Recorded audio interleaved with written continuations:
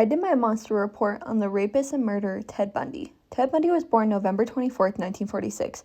Bundy's mother was very young when she became pregnant and didn't know who Ted's father was. Bundy's mother grew up with very religious parents and because of this tried hiding the birth.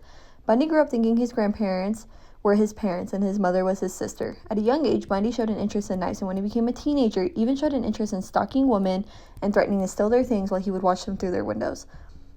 Despite his rough beginning, Bundy was a very intelligent man.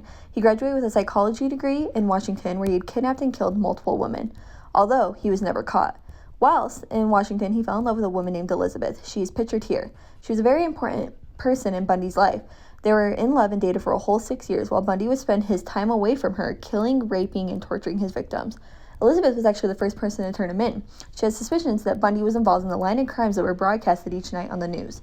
Later on, after Bundy had been caught, he sent Elizabeth a letter stating he had a hard time controlling himself when he would watch her sleep sometimes at night, and many of his victims, they found out later on, even looked very similar to her. Can you imagine how scary it would be to hear from someone you allowed in yours and your daughter's personal life for 6 years say something like that? After Bundy graduated, he had moved to the state of Utah where he would continue his studies at the University of Utah Law School. That was actually the reason I chose him as my monster report. He had kidnapped a girl while he was going to school, at our school. It blows my mind that a normal man, a man who went to school and would flirt with women on campus, which seemed just innocent and fun, but Ted always had such different evil intentions, and nobody even saw it coming. He was a very charismatic, intelligent man. He was very likable, and he knew how to get the attention from the woman he had his eyes on. We often associate monsters with this disgusting, scary exterior to match their interior, but Bundy was the exact opposite. He had a pretty, comforting exterior and even a slight layer on his insides that seemed so inviting, but deep inside he was just a nasty, evil monster. He did eventually get caught up with his crimes. They pulled him over one day when he was driving after Elizabeth called the police on him, and they found items in his car: a crowbar, a face mask, rope, and handcuffs. He was arrested for just having these suspicious items in his car, but they soon connected the dots. Bundy spent years in prison, escaping 2 different times and being caught both times. He had finally admitted right before he was executed in 1989 to the murder of 36 different open murder cases throughout Utah, Washington, Oregon, and 2 cases in Florida, although it is believed that he had killed many more.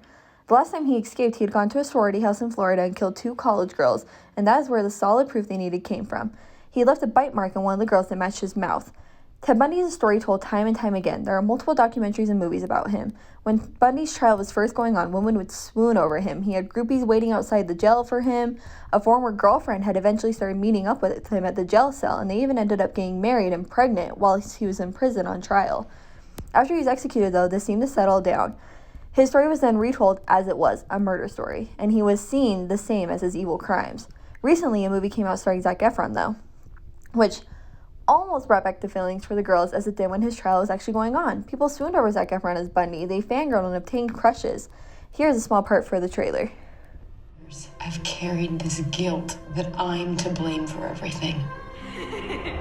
If only I hadn't trusted you. Promise you'll never leave me, Liz. It's about another missing girl, isn't it? Ted, did you do it? No. Here's a picture of Bundy's wife, Carol Ann Boone, and coming up is another picture of them two and their daughter, Rose. Bundy spent his entire time in prison denying the truth of his crimes, and his wife believed him until he confessed right before he was executed. It wasn't until then she cut ties with Ted. I just think it's important to realize that not everyone is who you think they are, and sometimes we don't expect people to be so evil and inhumane, but people like Bundy and his story prove the scariness out there, and that not all monsters look the same. Ted Bundy was an evil monster.